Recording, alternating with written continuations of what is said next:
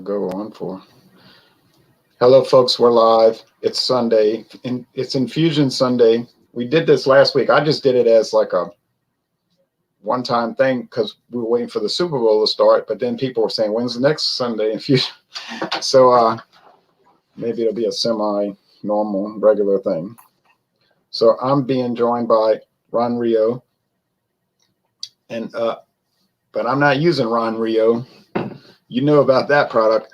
But I think you're the kind of person that if you saw it, you'd probably buy it just to see if it really is as strange as I've described it. Yeah, I'd try it. Now, Ron Rio's in the Tampa Bay area. Oh, is it really? Huh? Is it really? I didn't know that. No, I'm saying you, Ron Rio. Oh. Yeah. Yep.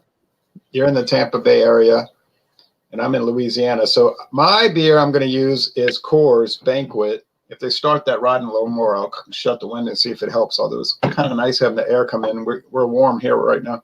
I have Coors Banquet, Coors Original. They've started calling it Coors Original in Canada again. They used to call it, sometimes they call it Coors Original here, and sometimes they don't. Right now, they're calling it Banquet because I have a lot of old bottles from the 90s that say Coors Original. I've never seen it called Coors Original before. Yeah, I have a number of bottles. I can go get them and show to you. This is only made in Golden, Colorado. Okay, so my infusion today is going to be from Puerto Rico, and it's from a company called Barcelo Marcus. Okay. And it's called Palo, what is the first word? Palo Viejo? Yeah, Palo Viejo. I think it's like... Viejo means old. I'm not sure what Palo is. Yeah, like old wood. Like old wood. Okay. But I was reading somewhere it said that's sort of like a Puerto Rican slang word. Like literally it means old wood or an old tree, but they said it's like an expression. It means like some old guy. You know, like some old fella. Or like some good old boy, you know, type thing. And I was reading on the government of Puerto Rico's website for their tourism bureau, and they were saying that they were listing the popular rums of Puerto Rico, and Palo Viejo was one of the ones they listed.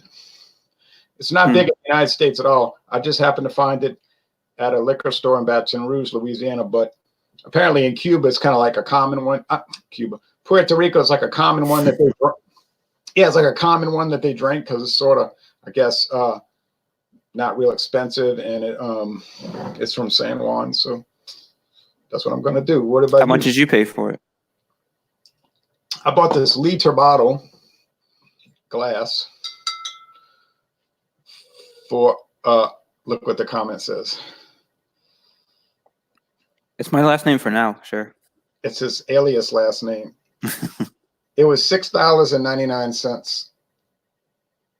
Nice. $6.99 plus tax. Here's a bunch of medals that they never won. Yeah, what are those for? They're just like medallions, like doubloons, like one showing a crown with like a lion on it. One showing that famous fort in Puerto Rico, like on the sea coast. One showing Exposition Day, something with a crown. One showing the Spanish royal crest. One showing some kind of saint holding a cross. And then one's a conquistador with a helmet on. And then one is a map of Puerto Rico, and it says 1506 La Isla de Puerto Rico. So I guess they're just putting different things out there to make it look Puerto Rican. But this is an actual brand that is from 1906. It's been on the market since 1906. Carnal says, I live in Baton Rouge, laughing out loud. Baton Rouge. Yeah, Red Stick. I'd like to visit Baton Rouge someday. Yeah, it's interesting. They should get a bunch of medals for that price. Yeah, they should. This is like the fourth rum I bought for $6.99 a liter. Now we're going to see some Dawnbusters with that one coming up. Down the road, yeah, because I got to put it in competition against the other white rums I have. I think it's going to hold its own, but I don't think it's going to like stand out. But I find with the white rums, they're pretty much all comparable, except for Ron Rio, which is It's just amazing, right? amazingly strange and unpleasant. And then the Caliber, which is amazingly sweet like rock candy, but not unpleasant. So there's a gold plastic, silver plastic cap, and the Palo Viejo. It's a nice looking label, actually. It is nice. Old tree. I don't know what kind of tree that is. Must be some kind of Puerto Rican fir tree. I think it is. But anyway, I don't know much about arbor. The study of trees. Arborology. Okay, I I'm remember not sure. when I look at this comment. Uh-oh. Palo Viejo. What was? I didn't get the last sentence. Oh, cool. Francis Connor Hefeweizen. Oh yeah, from Germany. Francis Connor. Yeah, old wood. All right. You have beer, I see, but I don't know what it is. Oh, it's an infusion. So the beer I chose was Miller High Life, introduced in 1843. Is that right? Miller High Life 1855. I just picked that number out of nowhere, or that year. I was close. And then got some wine to infuse with it. Yosemite Yosemite Road. Oh, yeah, Brewery. Road. Yeah, and it's zesty lemon notes, refreshing. It's a Pinot Grigio. Says it up at the top. Pinot Grigio Colombard. It's 12.5%. And I got the can for $2.99, so that's a good deal. Yeah, in my estimation. I would say so.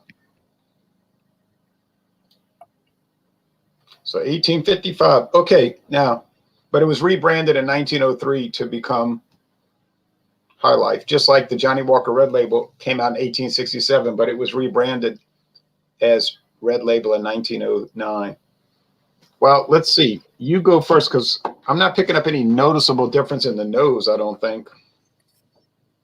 In the nose, I mean, it's just like a 50-50. You can smell the High Life beer, smell aroma of it, and basically just you're getting the smell of like a white wine. So the two of them together, it's not the best smell, really. It's not the most enticing smell. Yeah. These infusions don't always work out. They're sort of like an experiment. But the taste is good. So I think the infusion works out. It just doesn't smell as it doesn't taste bad like you'd think it would taste from the smell of it. I'm trying to say. So the smell is deceptive. Right. The taste is good. Is that noise real loud that it's distracting, or is it? I can't really hear it. Okay. Yeah, you're fine. I barely hear it. Power equipment all day, and then they're working on the Kansas City Southern Railroad, so you could hear a bunch of railroad work. They even shut down one of the highways to redo the tracks there. Okay. So I'm not getting much aroma, but you notice I didn't put too much rum in here. Taste. Yeah. It just tastes like Coors Banquet, which is kind of a bland beer anyway. Not a bad beer. It does have some little subtle banana notes. Yeah, Coors Banquet's famous for the banana notes, right? Yeah. Okay. They're still trying to start up that Poulan. The problem is they don't run it enough. They only run. What is it? A lawnmower? A rider. A riding lawnmower. She doesn't run it enough to where it just gets all decrepit. Watching from England whilst drinking a Westmalle Double. Oh, that's a great choice. What is that? Westmalle Double is a dark Trappist ale from Belgium. All these Trappist ales are always good. Yeah, I know. They are. So he's drinking something a little superior to us. A little bit. Yeah, a little bit. Yeah, it just, I guess it makes it a little sweeter, but it gives it a little more body. But I'm telling you, I don't find that the Palo Viejo makes any appreciable difference. Now, if I kept doing it and drinking it, of course it's going to make a difference, because you'll notice I'd be like probably Slurring. I might start having trouble with S's, slurring, or like my pitch might change. Like I'd be like, "Hey Ronnie, hey, Ronnie, you know how sometimes when they have basketball game," and you'd be like, "Wow, okay." So I'm not going to go on that route, because it's Sunday. I don't feel like doing all that. But as far as flavor, it's not really making a difference. But you're putting 40% alcohol rum in a beer, it's going to make a difference in the physiological effects over time. But not really a difference in taste. Just slightly sweeter, but I'm saying that because I know what's in it. You know what I mean? If somebody slipped it in there on me, and I didn't know, would you even realize it, you think? Right. If I didn't know better, I might just say, "Okay, Coors Banquet, what are you trying to tell me?" Wow. And then they come back. You can't really taste it at all. No. Let me try one more time.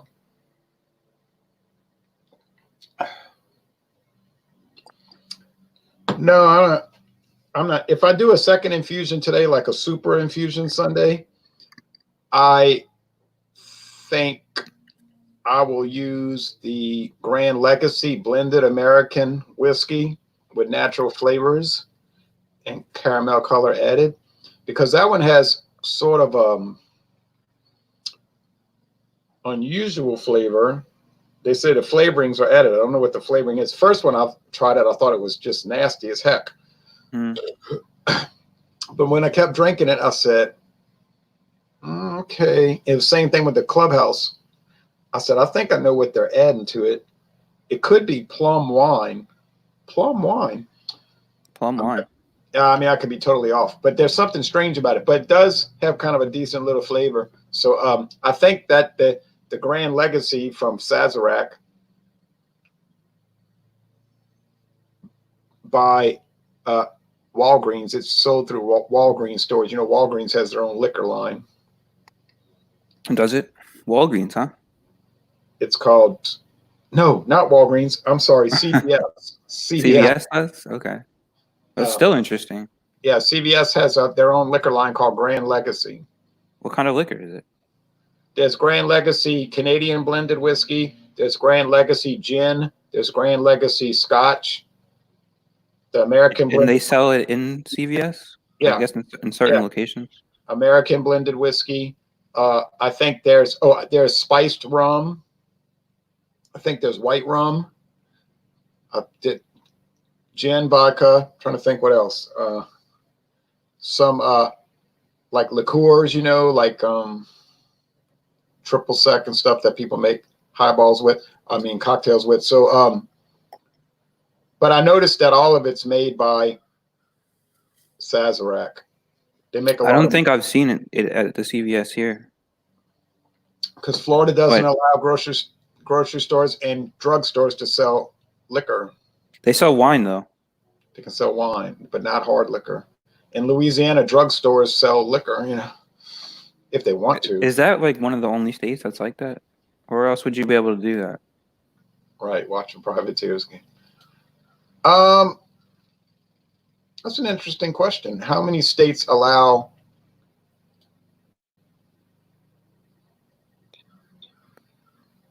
Well, thank you for joining. How many states allow grocery stores, convenience stores, and drugstores to sell liquor? I don't know. And at CVS, it's not behind the counter. It's on the aisle. It's just on an aisle. It's on the shelf, just. They have these anti-theft. Louisiana might be the only state, possibly, right? It's a very good question. We have the Napoleonic law or Napoleonic code applies to Louisiana. Yeah, the Code Napoleon, and then we have drive-through daiquiri shops. It's like drive-through what? Drive-through daiquiri shops. Huh. You can't drink and drive in Louisiana. You can't? because you cannot, because it's an open, and you also cannot have an open container, right?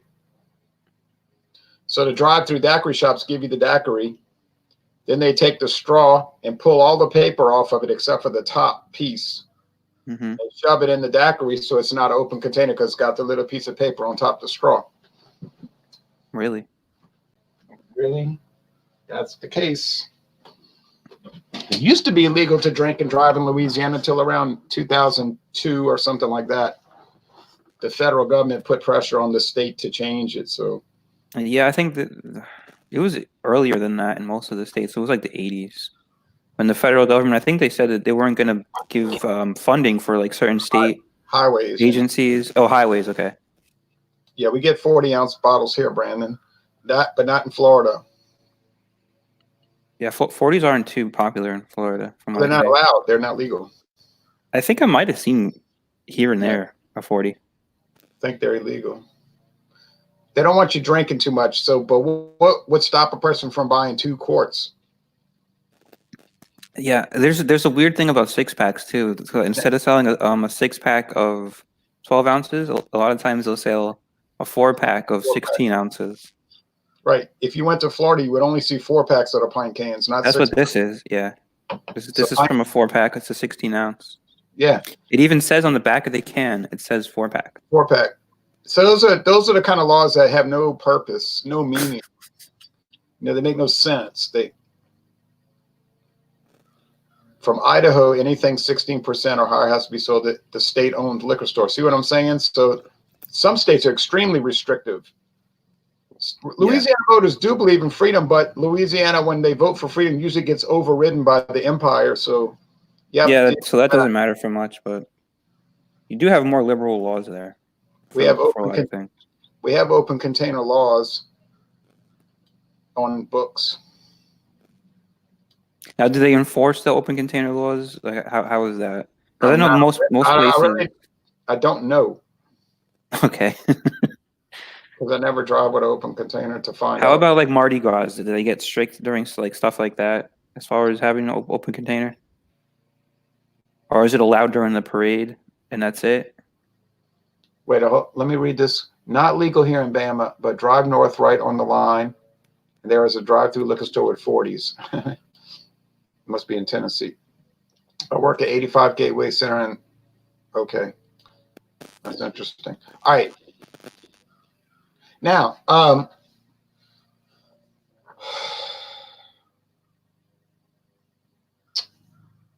Mardi Gras. I don't know.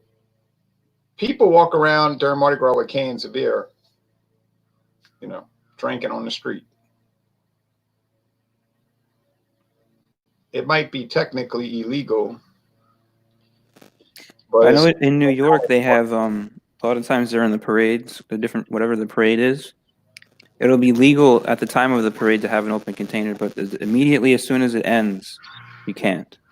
And the police will enforce it. No, there's nothing like that here. There are going to be people drinking before, during, and after all the parades, and on Bourbon Street, they don't ever enforce it because they're more concerned about other things, but sort of freewheeling. Now that's on the parade route I'm talking about, and in the French Quarter, on Bourbon Street specifically. Right. Now, as far as other streets, like in the neighborhood, you're walking around with a can of beer, that could be a problem, but I just don't think anybody does it. You know what I'm saying? Like they usually have a paper bag because they just give it to them at the store. Now, when the store is giving you the paper bag, that must tell me that there is. But the paper bag doesn't make it legal, right? That was always the stupid thing about it. And it kind of makes it obvious if you're drinking out of a paper bag. Oh, it doesn't make it legal. I don't think it makes it legal. Maybe does it in Louisiana? It might because they always give people a bag to put it in. There would have to be some reason behind that, Because they're trying to hide it. I think that was the original purpose. Yeah, right. And the police might say, I don't know if he's drinking alcohol. He may be drinking milk, so I don't know. Those laws are, there's maybe a reason for that, but it's very loose here. What I'm saying? I know people from New York City say if you were walking on the street drinking a beer, you would be stopped by the police. And You would, and the paper bag wouldn't make a difference. Doesn't matter if you have it in a paper bag. I don't think. yeah, that wouldn't you wouldn't really have to worry about that here. Now, how did your infusion work? It's a success. It's a success. It's the same one I did last Sunday. I think I gave it a 95 then, so I'll give it a 95 today. Oh no, it's not the same one. Last week I actually used Bud Ice, not Miller High Life. Right, so it wasn't the same infuser, but not the same infusion. Yeah, the wine was the same. I probably liked last week's better, but not a lot more.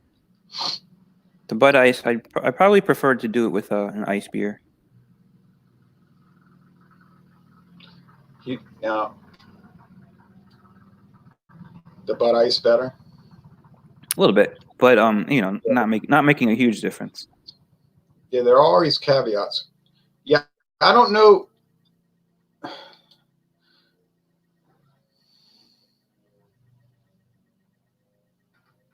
It's a good point, I guess. Yeah. That would make sense. Yeah, like why are they bothering somebody carrying a paper bag? Yeah. But they will anyway. You know. They might. Yeah. Duclaw beer. Duclaw. I never heard of that. They did sell a Duclaw beer down here for a little while, but they still sell Duclaw. What am I saying? Yeah, they sell their beers here. What is his name? The Moose? Moshing Finger. And it said reviews? Moshing Finger, no. At the end, no. I don't understand the comment. I think he's talking about the whole paper bag thing, police. Oh. They know you got a drink. That's right. They might have a drink. But the interesting comment from before was that shouldn't give you the reason to be searched just because they assume you have something behind a paper bag. There could be some legal thing to that. Right, because now you're being subject to unreasonable search and seizure. Now, if you were being Talking boisterous and stuff like that while you have the paper bag, that might be different. But if you're just minding your business and walking down the street carrying a paper bag with some perhaps beverage in it, which people are assuming is beer or liquor, but it could very well be milk or orange juice or just simply tap water that you filled at your house. Yeah, you would think that the police would have a real reason. Like, you're not really disturbing anybody, I guess, is the point. Right, and you might. Now, people try to be their own lawyer, which is a mistake, you know. The best way to settle those problems are in court, not on the street. Yeah, just go along with whatever they say and leave it at that and deal with it later. Right, you got these hotheads that say, they want to have a jury trial on the street, and that's not going to work out too well if you're a fool. And unfortunately not. It won't work out well. Right. Be low profile. Yeah, I mean, the whole conversation is boils down to why do you really have to walk around with a beer anyway? Like if it's during a parade or something, a public event, it might call for it. But normally, what are you doing? I have not tried the PBR coffee because I've not seen it. I would try it. I've had it a couple of times. I would try it if I saw it for a reasonable price. Well, they're cutting the grass now. They got their mower running, so they're out there cutting, boy. If you look at many of these legal cases where the people get shot by the cops, we've seen those over the last 10 years. If you look at it with a non-hysterical viewpoint, like in an intelligent manner, which activists can't do since oftentimes they're not intelligent. But I don't think that's true. I think they're just looking for something and they're using this as what they're looking for. Doesn't mean they're not intelligent. Well, I think maybe the ones pulling the strings are more intelligent, you know. maybe the ones in the street activists are, you know, getting the money. I guess you're right. The masterminds behind it are intelligent.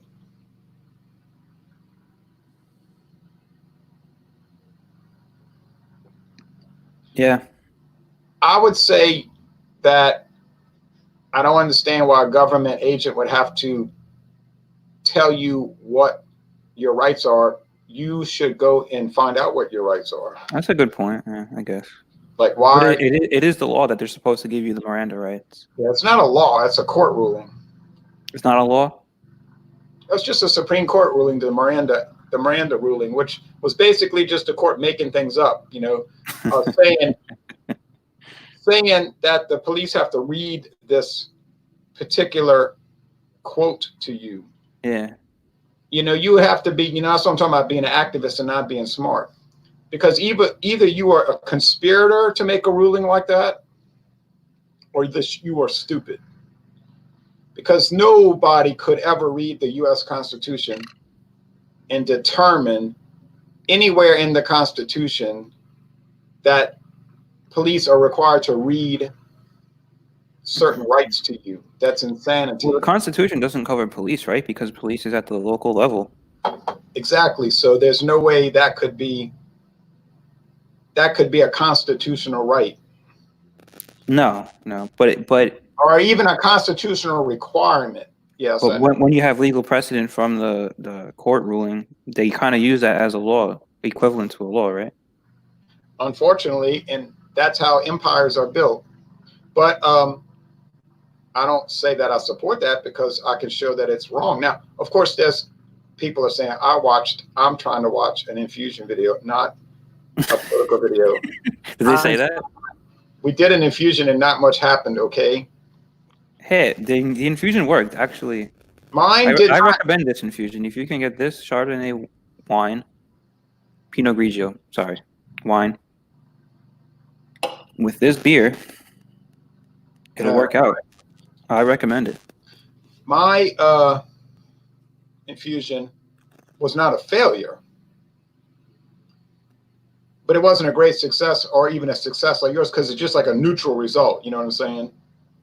Mm-hmm. There's no loss on it, but there's no. Yeah, the thing is with the shots of liquor, a lot of times you might fall into that where you're not gonna taste it because it's such a small amount. It's got the alcohol in it, but the tasting of it is not gonna really affect it. Right. I think you're right, and I'm not looking for any effects. So I just call it a draw, like a washout. Tastes like Yoo-hoo with alcohol, too sweet for me. I've heard people say that. $8.99. Yeah, I agree with that. Yeah, I would never pay that. The PBR coffee, it was just like a Yoo-hoo. I wouldn't pay that. No way. And it's expensive. It is expensive from what I've seen too. A lot of the problems with the Constitution goes back to the 14th Amendment. Mm-hmm. But that's another video. I've made videos. I think I saw your video on that one. The 14th, the 15th, and 16th were after the Civil War, right? Those amendments. Those were passed after the war against the South. You're right. And but the most notorious of all is the 14th because, and as a lawyer, I talk to a lot. The 14th kind of undermined the whole purpose of the Constitution. So, what exactly was the 14th? And that's why the states, the more educated states like Alabama, Louisiana, Texas, they didn't want to accept it. They didn't want to accept it because they say you're violating the whole purpose of the Constitution. But the states that wanted to pass it, their argument was, well, too bad. You don't have. Which was basically the North, right? Yeah, they were saying, well, too bad. You have to do it. So they said, well, that's not a union. It's an arrangement resting on the force of arms. It's not really a real country. It's not a union. It's an empire. And so they say, you know, oh, well, you're from. You know, yeah, that's why people say the American Empire started in 1861. Right. So, but I always argue with these guys on Facebook, like a lot of neoconservatives, because they'll talk about this and that. And I say, but the 14th Amendment is the key to the riddle. If you repeal that, then you got it all solved. but they won't talk about it. The neoconservatives start their history at World War II. That's what they always bring up. Is Right. So they we won't had talk. to do it. We had to get into World War II because it was, this thing that you had the Nazis and all that.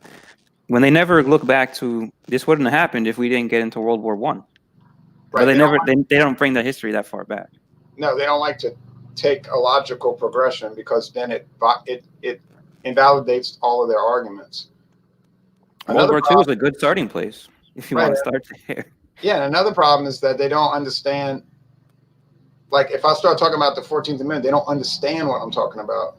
Yeah, a lot of people don't really understand the Constitution or the amendments or the Bill of Rights or any of that stuff, including myself, man. Like, I think I know more than some people, but I'm not that educated in it. Right. And he is smart. And Brandon, we're drinking I was drinking Coors Banquet, and Ron Rio was drinking Miller High Life with wine infusion. I did it with a rum infusion, but it wasn't too successful, but it wasn't a failure either.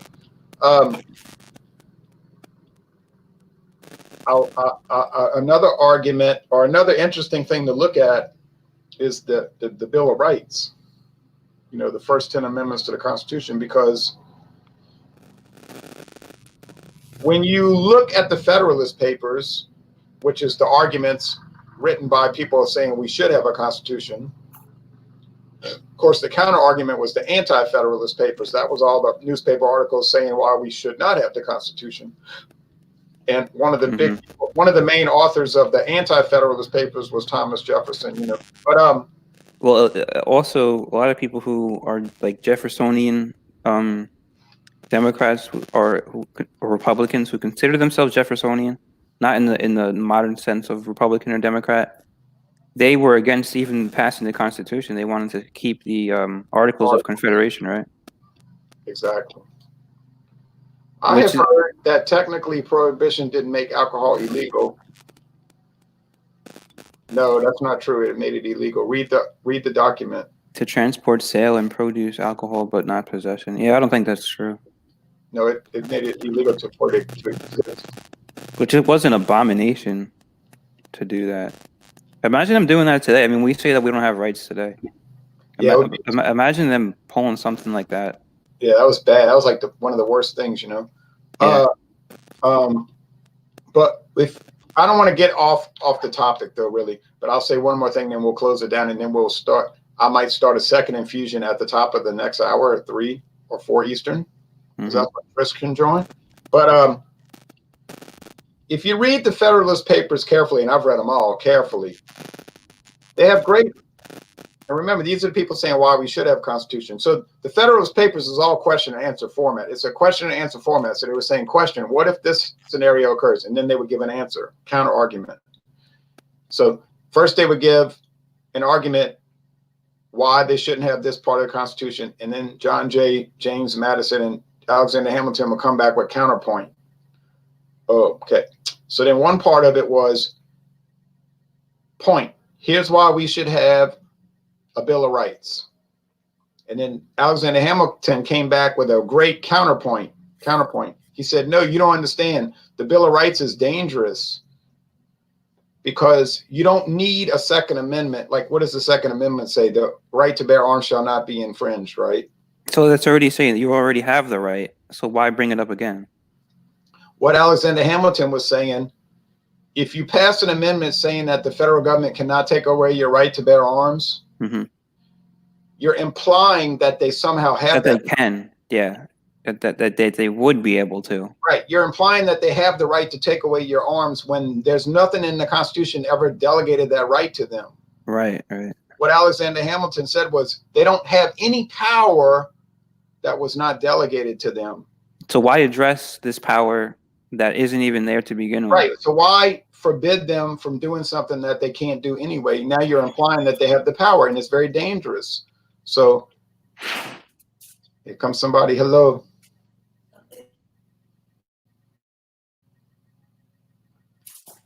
So right. I think he was very smart. And a lot of people can't deal with that kind of logic, like, well, I say the neoconservatives, they'll say, but they ain't taking away my guns. And I'm like, you don't understand the point I'm trying to make. Mm-hmm. He said the whole thing was dangerous. So now, since we are assuming that they have that right, what do the socialist, progressive, liberals say? Well, we can restrict it for these particular reasons, but we'll still protect your basic theoretical right to own guns. We're not going to technically repeal the Second Amendment. And so what Alexander Hamilton said all along was you should have never even passed that, because it's an amendment. It's a change to the Constitution. You changed the Constitution, and now you make an implication that they somehow have this right, which they never had, because it was never delegated to them. Right. And so the whole idea of the Bill of Rights was like a inversion of the Constitution. It was like an undermining of the Constitution. So that's what Alexander Hamilton and John Jay were saying, and James Madison from the get-go. You're already, as soon as we passing it, and the only way they could get it passed, the only way they could get the Constitution passed was to promise to pass the 10 amendments. But they said, now, what do you think? Do you think they should have passed the Constitution to begin with? Do you think that they should have agreed to pass it, or do you think it would have been better to stick with the articles? I think history shows us it's quite obviously better to stick with the articles.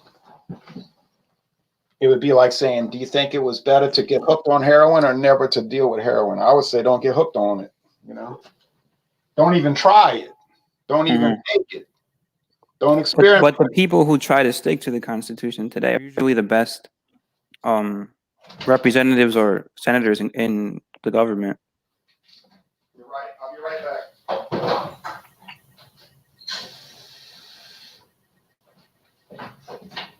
So the whole argument for the Constitution was saying that the Articles had failed, even though they only let them operate for 7 years. It's not exactly. It's not exactly a long. It basically just didn't give the government, the federal government, too much power at all. Enough power, so. But maybe that could have been a good thing. Yeah, so the whole idea would be a union of states, a union of countries, really, a union of 13 independent countries. But they said right, because a state is in essence its own country. Right, but then they said it's not unified enough, and so the argument, like if you read the Constitution, in order to create a more perfect union, they passed that. But then the people against it said, no, you're really creating an empire that's going to dominate us much worse than the British ever did. And then as it turns out, they were quite right, because the British didn't really do too much to the Americans. That's why but they might, maybe if they never had the revolution, who knows what would have happened in the future with Britain eventually, exerting more control. It could have happened. Perhaps, although they didn't seem to, they weren't showing many signs that they were trying to do that. If you listen to those people, they'll say like they give you the impression that the British had some kind of micromanagement over the U.S. The whole taxing thing, and then really the truth is that they weren't even taxing that much.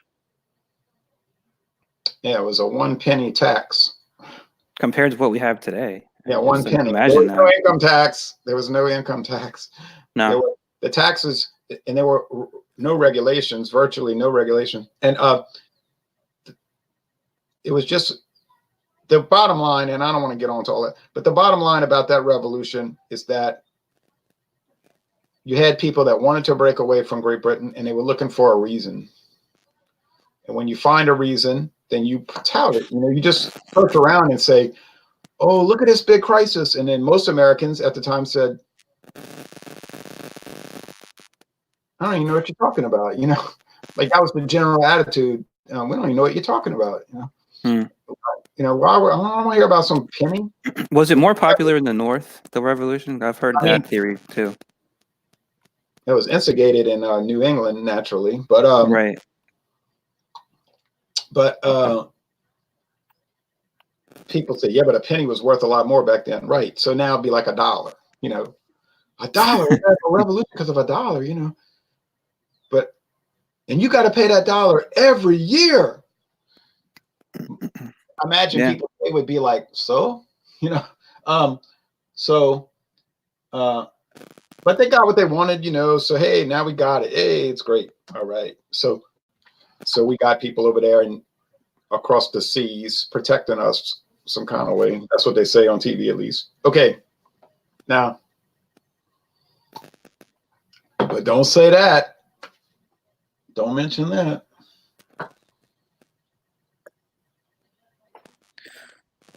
My grandfather was in World War II, and somebody so was mine. I think everybody's was. somebody told me, if your grandpa hadn't been over there, you'd be speaking German now. I say, well, that's not a bad language, I don't think that's even true. I know that's why I say those kind of things, because it's so ridiculous, I say, well, it's not a bad language, German. I mean, people like the language, I'd have to eat more sauerkraut and sausages, and I like that kind of food, All right, anyway, but I'm being sarcastic, obviously, when I say that, because I'm trying to obviously bait them into saying more, And well, you've said it before that they couldn't even pass the English Channel to get to England. How are they going to pass the Atlantic Ocean to get to us here? Yeah, when you think too much, you learn too much. That's the danger of thinking about things too much. You might figure things out, and it's to your detriment of being in the in crowd, but it'd be to your advantage of learning and knowing better. Right, which is probably the thing that you really should strive to do. Right. If your Navy can't get across a 30-mile channel, I think it's like 28 miles. How would I believe that you're going to come 3,000 miles across the ocean? It's a good point. I mean, it's a really, really good point. Land troops in America and then somehow take over America. But you don't learn that in history class. It's like weird. You don't really learn what. No, because something that would make sense, like a sensible. I'm sorry. No, go ahead. And a lot of teachers don't know too much, so they'll just go by whatever the history book says. Oh, and they don't use any like critical thinking. Like I would try to get my students to think, like think, think. And they like it. I would have liked to have taken a class with you. Like, what did you teach? High school? Yeah, and college. So did you ever like try to go against the state sponsored like curriculum, or you just stayed safe? No, you didn't have to go against it, because Jesus said you have to be as gentle as a lamb and wise as a serpent. I never heard that. That's advice that Jesus Christ gave to his disciples. He said, be as gentle as a lamb and wise as a serpent. As wise as a serpent. I've never heard that. So if you use the good advice in the proper manner, you can find yourself not getting into trouble. But a lot of people are as dumb as a sheep and not wise. Sheep are gentle, but they're not. And that's the way they want you. Yeah. To be. So people might have good ideas about history, but they just go into the classroom and they're not wary, you know what I'm saying? And they're foolish, and you can't be foolish. But I never had a problem. I never had any problem. Never. Yeah, that's good. In fact, I always got evaluated with a perfect score, and I still have all those evaluations. That's good. Maybe if you were in like a more liberal state-run school, like somewhere in New York, it wouldn't have been that easy. Perhaps. I don't know. I never thought about that. Oh, thank you. So yeah, that's a good advice. Be as gentle as a lamb and wise as a serpent. So now I was not so gentle necessarily, but I tried to tone it down over the years. And I wasn't an activist, like students used to ask me like, well, who are you voting for? I said, I can't tell you because I don't. Yeah, you're not supposed to say. I'm not supposed. I said, look, I'm here to teach history, not take sides and promote an agenda and ideology. Right. Okay. I said, I'm not here to be a preacher. Which all teachers will say that, but for the most part, you can kind of tell that they're Yeah, like they're active. Democrats. Get some real like liberal teachers, Yeah. or conservative too. But I would tell them, you need to think. My job is to teach you the facts. You can be ignorant or you can not be ignorant, but you can learn. And if you don't agree with me, I don't care. I don't take offense to that. Okay. So we would learn, like when we do the World War II, we would spend 2 weeks on World War II, and we drew a whole map of Europe on the board. Of course, the students like to come up there, and then they had the smart boards where you can erase and add electronically. Oh yeah, you had that? Yeah, I didn't even have that in high school.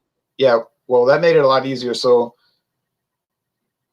I always would have the students come up there and do the notes because they like to do that. Like, was it like an honors class, AP?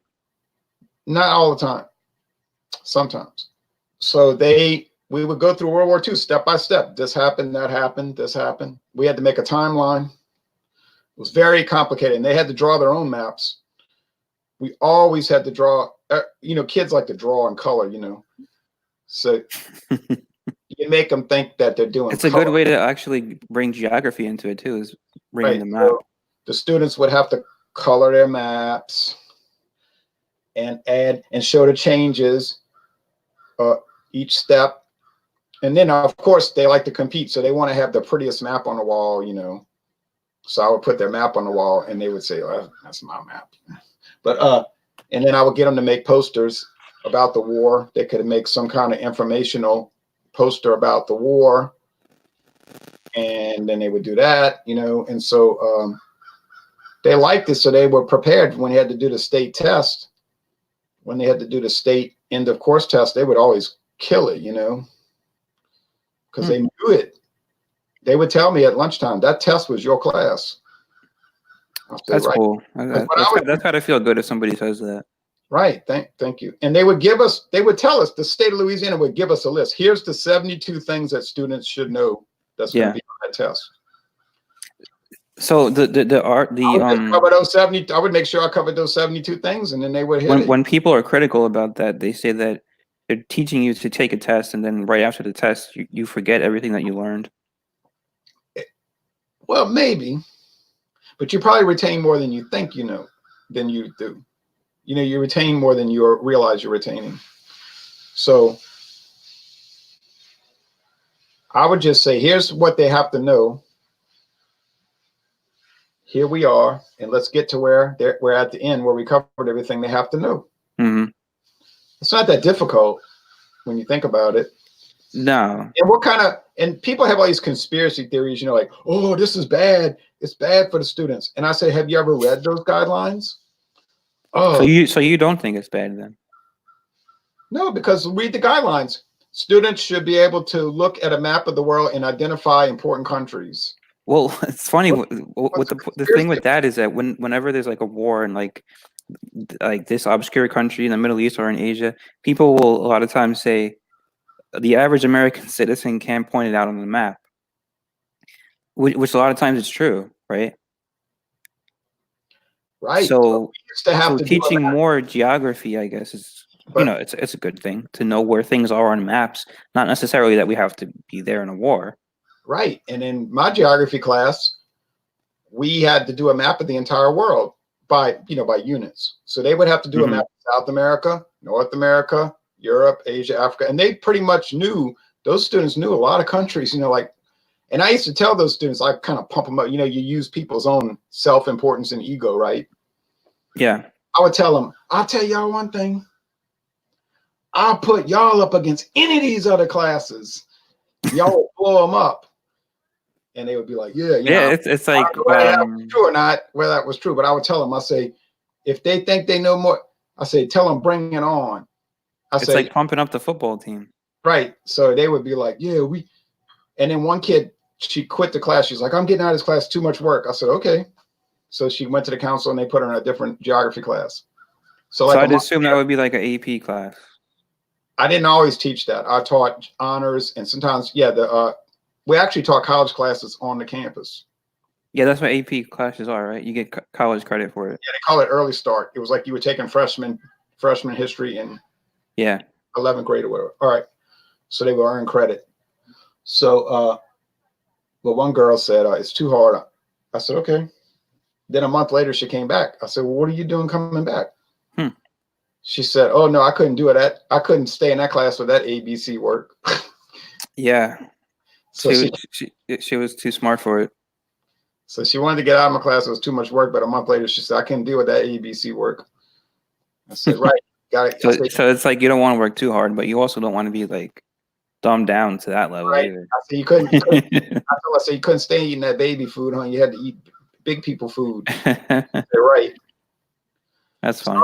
So and the principals, when they evaluated me, they gave me good scores because they never knew what I was talking about. Like they couldn't call me out.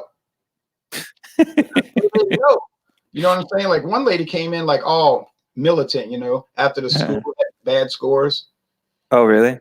We're going to make sure y'all teaching the right thing. I said, oh, that ain't no problem. I said, I do it. I said, I'm going to use mine, like psychological warfare on this woman.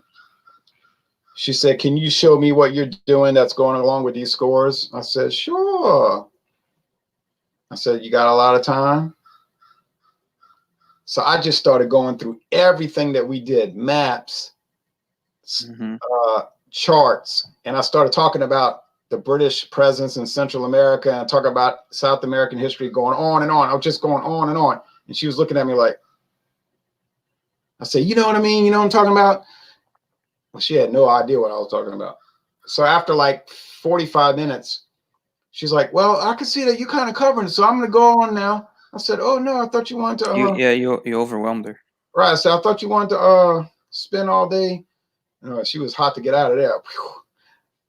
I was like, yeah, if they come at me, I'm going to just talk for like 10 hours straight. They're not going to know. They don't want that. So they just, and then she was cool with me later, because she realized that she respected you because you're showing your knowledge of what you're talking about. Right. I'll just do this for hours without notes if you want. And you could have probably been saying anything and they don't really know. So right, how do they know what you're saying is right or wrong? Right. I wasn't making it up, but that was the main thing. They couldn't come at you on content because they didn't know the content. Yeah. They could come at you if the kids were out of control or you had them and you weren't teaching. That's the problem. If you weren't teaching, you were being a bum and you were lazy. We had a lot of teachers like that, not a lot, but some, bums. They're just there for the check. They're drug addicts. We had you get a lot teachers? Of sure, of course. What do you think? Missing work all the time, have no kind of standards, don't require much from the students. That's what they were going after. And I had teachers tell me, can you believe the principal's trying to get me fired? And I would think, yeah. But I wouldn't say anything. I'd say, man, that's something, huh? You must feel bad about it. Yeah, I'm upset. I would never say, oh, that's terrible. Because I'd be thinking, I hope she succeeds. But because you just had some that were like that, were lazy, they didn't want to do anything, Yeah, it's kind of a cushy job if you can take advantage of it, right? She didn't want that smoke, Jay. Right. Yeah, because think about it. Of course, teachers unions whine and cry all day long. But what do you expect? They're the AFL-CIO and all of that. So that's what they're going to always say that the government and they work for the government. The public schools are government schools. Right. They'll claim that that's their enemy, But you think about it. I'm talking about Louisiana now. Louisiana has a much lower standard of living. So like our prices are low. You can't think of New York City terms. Okay. Of course. Yeah. So, or even Florida. So you making, let's say 56,000 a year.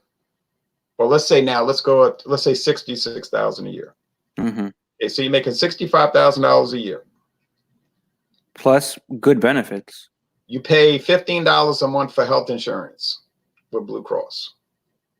If you have a wife and kids, you pay $126 or $175 a month for health insurance. So really, so that's not even all paid for by the state?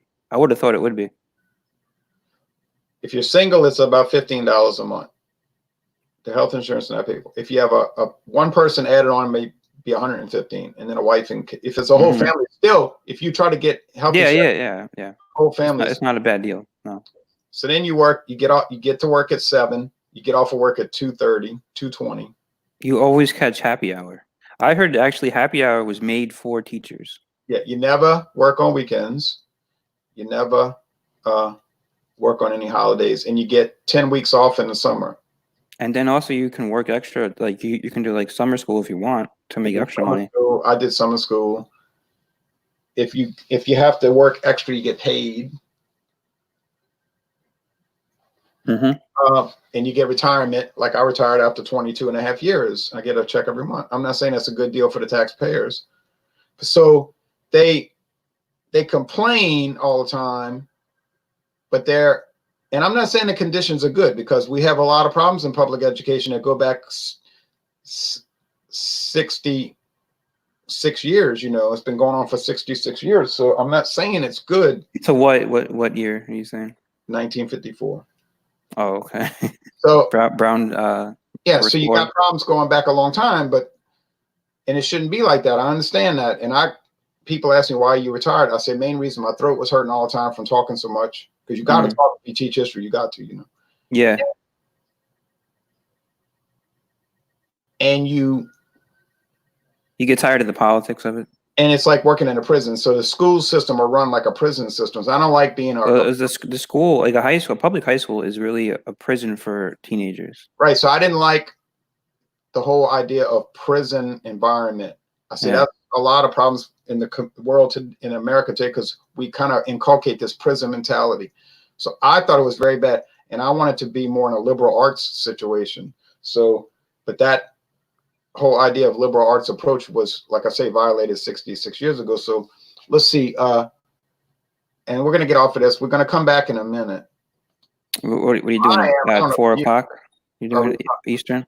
Yeah, a retired teacher. Yeah, he wants to know now. I just do like retail. I'm an embalmer and work on weekends, holiday. I don't mind it. I was going to go to geography class. I couldn't find it on a campus map. See? Jeremy's always got the good comments. When I'm at work, I kid with people, and the guy's like, you think, I was telling this guy, I said, hey, I can name every country in Africa. How many people do you know that can name every country in Africa? I can't, and I don't really care to anyway. I was just kidding, you know. I mean, I can name every country in Africa. I mean, you can. That's a pretty impressive. There's like 20 of them, right? Yeah, quite a bit more. Really? I would have thought about 20. It's over 50, and I can even kind of tell you what year they became independent, you know. But that's from studying. It's not from like just organic. I wasn't born saying, oh, you know, Lesotho came independent in 1966. You know, But you didn't know. I got you yesterday where you didn't know that how like Florida got settled, the history of that. I knew the general idea of it. I didn't know that specific law. Yeah, the law is like a huge part of Florida history. Whenever you look on like history of Florida or history of the local area, like since once I moved here, I kind of started looking that stuff up, and that's always the big act that's brought up, the Armed Occupation Act. Huh. And I wasn't aware of it, but it makes sense. I mean, I can understand why they would pass that. It does make sense. As an Irishman, I'll ask you, what's your favorite Irish beer? That's a great question. I think Guinness. That's a good trip. I think it might be. I think it's the Guinness Extra Stout. A beer that you can't get anymore. It's called Murphy's Irish Red Ale. I've heard of that. I think I've heard of that. Yeah, 5.6% alcohol. It's been on the market since 1869. It used to be called Lady Wells. There's a different name, and then in 1983 they rebranded it as Murphy's Irish Red Stout, Irish Red Ale. It's a great beer. I didn't like it at first, but it's a great beer. But try finding it, you won't. It's sort of not even in Ireland. It's not even made in Ireland anymore. It's made in the Netherlands. But I think in Ireland they make it for the Irish. It's Lady Wells, but it's gone. I mean, people don't like those old kind of styles. Like it was too tannic, it was too red, it was too old time. It didn't have peanut butter flavor in it. It didn't have sparkles in it or reindeer or unicorns. So it's like, I don't want to drink that old man beer, you know. Yeah, that's a great beer. And now everything's got to be flavored, you know. And I was reading about that peanut butter flavor. I knew that stuff was not authentic peanut butter. I just say, as soon as I read that on that website where it says this beer contains no peanuts or peanut butter, I said, uh-oh. Come to find out, there's a company that sells peanut butter flavor. And they all taste the same. It always tastes the same. And it's not authentic. But it's funny, if you drink a mass-produced flavored beer, people throw a fit. If you drink a craft beer with flavor, and people say that's real beer. I was like, why? There's only certain people who do that. I don't think that's the general consensus. Right, I'm talking about the beer snobs. Yeah, basically, yeah. I'm sorry, I didn't clarify my statements. See, you checked me. Murphy's Irish Well, Stout. I don't associate myself with beer snobs, so Right. I don't think from that mentality. Right, you're not coming from that perspective. Murphy's Irish Stout really is good. And my daughter went to Ireland 6 years ago, and they were drinking the Murphy's Irish Stout in Cork, where it's made, fresh out the brewery. She said there's no comparison. Have you ever been to Ireland? No. I want to go one day. I'd like to go. A few of my family members have gone. I haven't been to many foreign countries. I've only been to Canada, Mexico, Honduras, Costa Rica, and the Bahamas. How was Honduras? Yeah, that's true, Cornell. That is true. Honduras, yeah. Well, I only went to the airport in Tegucigalpa, so I didn't really experience Honduras. Okay, all right. I saw these two. I thought they were either the army or police. I don't know. They were wearing khaki outfits. Probably like the national police. Yeah, they were like chasing somebody into this field. It was like I said, this white guy with long hair, like a hippie. And this was at the airport recently? Yeah, I just saw him running, and the guy was running, and I thought, didn't expect to see that. Yeah, Honduras is a dangerous country. It's listed many years as the most dangerous country in the world that's not actively at war. Right. He was a white guy with blonde hair and a beard and long hair, and he was wearing blue jeans and no shirt and maybe like tennis shoes, and he ran in front of the airplane and into this field, like a cornfield, I guess. And then two of those guys ran after him in the khaki uniforms, and I thought, wow. I just thought to myself, what am I looking at? You know, I didn't pay much mind to it, you know, but I just thought it was strange, you know, and that was what I remember from Tegucigalpa Airport. And it seemed like an okay airport. I mean, some people got off the plane and some people got on, and then we left. And then so it was just on like a layover? Yeah. Get another flight? And there was a lot of mountains everywhere, and you could see the whole Honduras looked like a big rumpled piece of paper. But Costa Rica, we spent a week there, so I was all over Costa Rica, you know. But and I saw another police chase in the Bahamas, but I didn't see the culprit. I just saw the police chase, and I didn't see the man. But that was a crazy story because we wanted to go to this restaurant. It was in a house. It was really somebody's house, but it was a restaurant in this neighborhood. And people were like, you shouldn't go in that neighborhood. I'll say, well, I read good things about the restaurant. So we had to walk back in this neighborhood. It's just like a neighborhood, you know, like with houses. So we're walking down the street and we couldn't find it. We got confused. And then these two policemen came riding by on bicycles, like really fast, you know, and the Bahamas is small. Like the whole island is like 8 miles long. Now, where in the Bahamas? Because like each island is like its own country in the Bahamas, right? Or owned by somebody. Its own county, you know. We were on New Providence Island. So is that like British Bahamas or? Well, that's the only Bahamas I have, and New Providence is where the capital Nassau is located. The capital city, but if you went there, you'd say this is not really a city. It's more like a town, you know. Yeah. Not much bigger than where I live here, but I mean the whole island has about, I don't know, like 100,000 people or something, but it's not big, you know. So anyway, these policemen came, woo, and I said, excuse me. He stopped. I said, where's that restaurant? I can't remember. It was like Aunt Mamie's. I said, where's that restaurant, Aunt Mamie's? He said, man, we chasing somebody. And he spoke English. Well, they speak English in the Bahamas.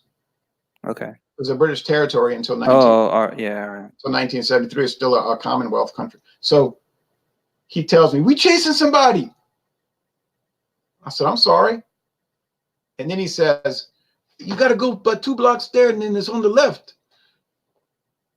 And then he took off chasing. So he stopped and like reprimanded me for interrupting his chase and telling. Well, a lot of times, if you're down there, I think And he told me even where the restaurant was. it doesn't matter what country you're in, they always appreciate Americans coming down because you're spending money. Yeah, but and then the police are more apt to like be in the areas where tourists will be, where Americans will be. When if you go farther in, there's not as many police around because they don't really care about. Yeah, right. We went to definitely an area where it wasn't patrolled, but they were chasing somebody. And then I did things that tourists don't normally do in the Bahamas. Like when I went to the Bahamas, I went to the police headquarters because they have a national police. Well, that's just like our local police. You know what I'm saying? So yeah. Because they don't have local police. They only have national police. Right. Because it's only like one state. So it'd be like our state police. You understand? So Yeah. I went to their headquarters, the Bahamas National Police Headquarters. And I said, they said, "What do you need?" I said, "Do you give tours?" And they said, "What?"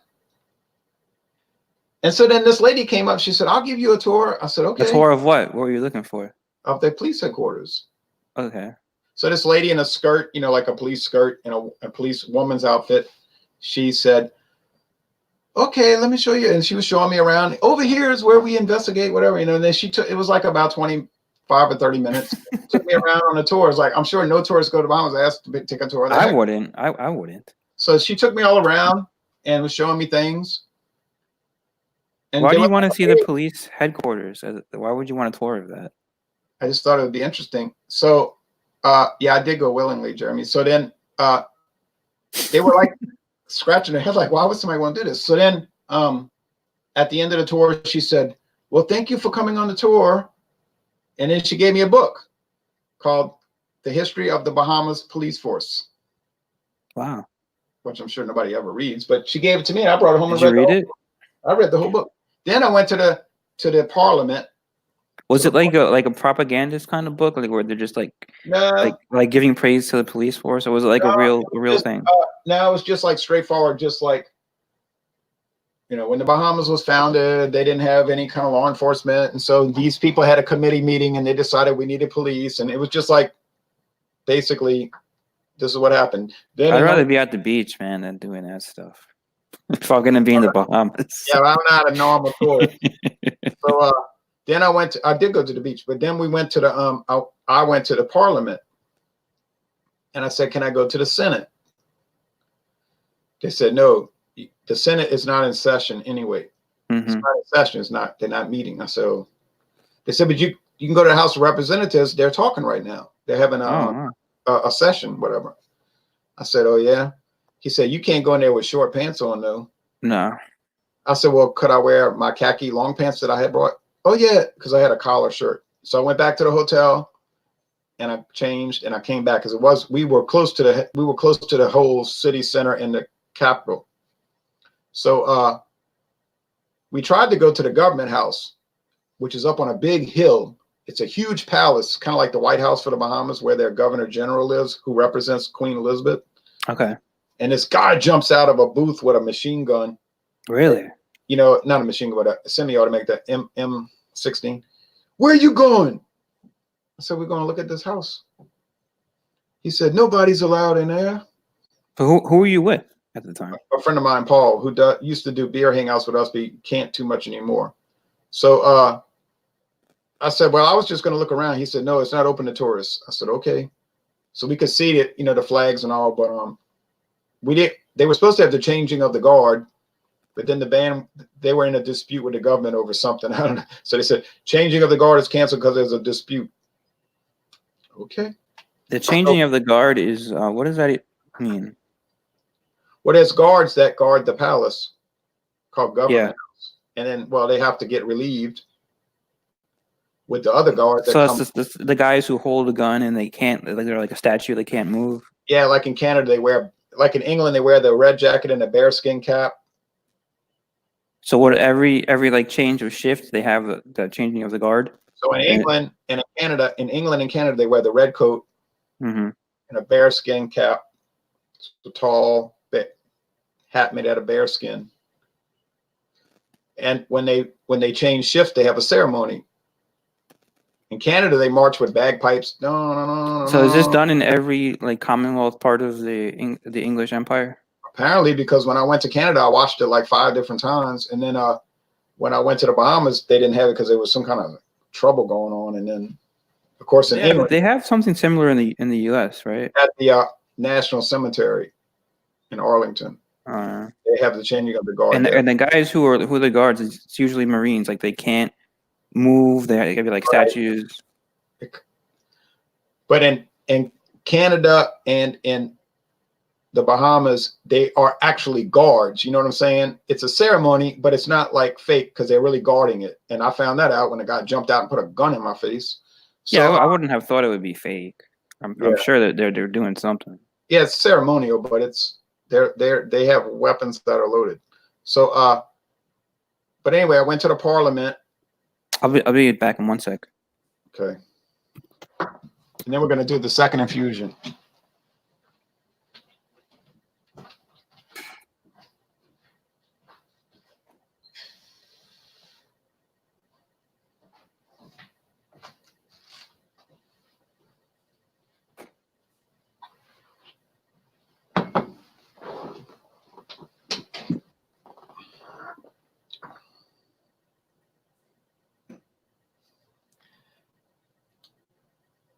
No, Jeremy, they don't drink craft beer while they're on guard.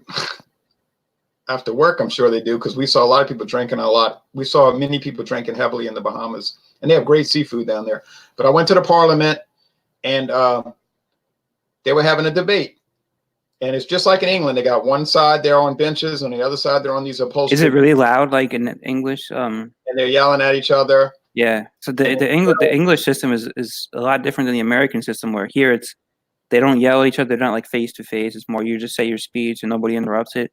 In England, you're like they're all. If you ever see their Parliament in session, they yell at each other and in each other's faces. And that's how the Bahamas was. They were on either side. One side was the majority, the party that had control of the government. The other side was like the liberals and the conservatives. And in the middle, they had that mace that they have in England, where they bring in this club and they put it there. It's a silver mace that was given to them by King George or something. Then there's a woman sitting up there with a black gown and a white wig, and she's the Speaker of the Parliament. So when the people would get up to talk, they would bow their head, and then she would bang. She would bang the. So she was like the judge. Yeah. So then they would talk. They were having a big argument over some water system, some like putting them some new water supply system, and then they were saying, I want to say, and about 30% of them are white. 30% is English, and 70 like from England. Yeah, and 70% is African. But from what do you mean? For the Bahamas. From the Bahamas, so not African, Bahamian. What I mean is their heritage is African. Yeah. What about the English? Are they? Their heritage, like no, well, born in England, or maybe their grandparents came from England, or their okay, yeah. So they're all Bahamian. It's basically saying it's more white people than black people. No, I'm saying it's like about 30% white and about 70% black. Okay.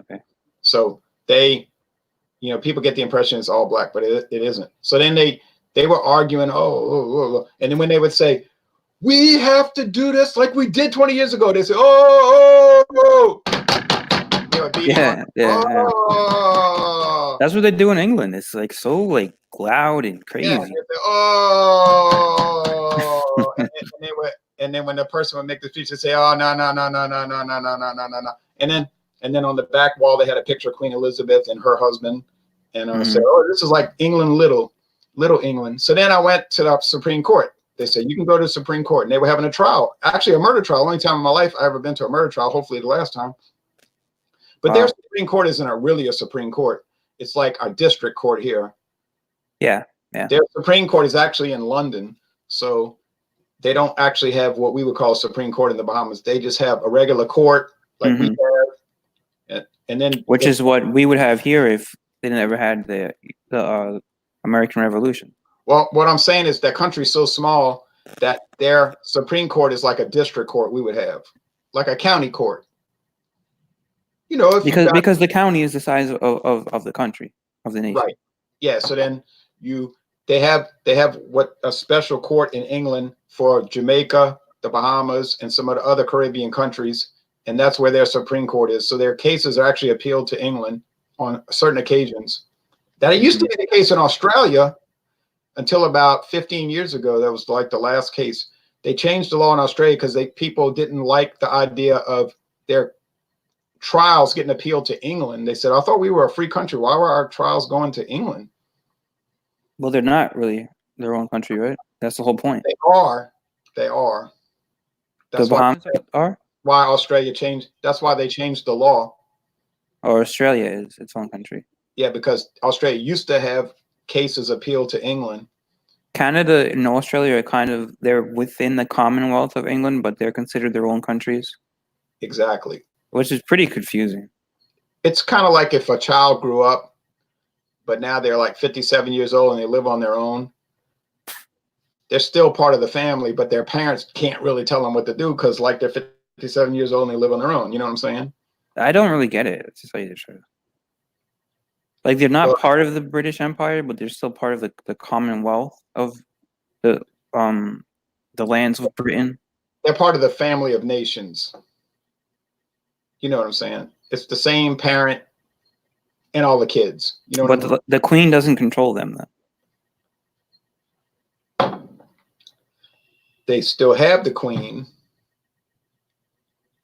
but they have their own parliament and they make their own laws. So, like, let's just say hypothetically, the Queen wanted to say something. Gotta get off of this to go into the next infusion. Okay. The British Parliament does not control them anymore. In the old days, the British Parliament could make laws for Canada or laws for Australia or laws for the Bahamas. Uh-huh. But now their parliament makes laws for itself. Queen Elizabeth is still the queen of the Bahamas.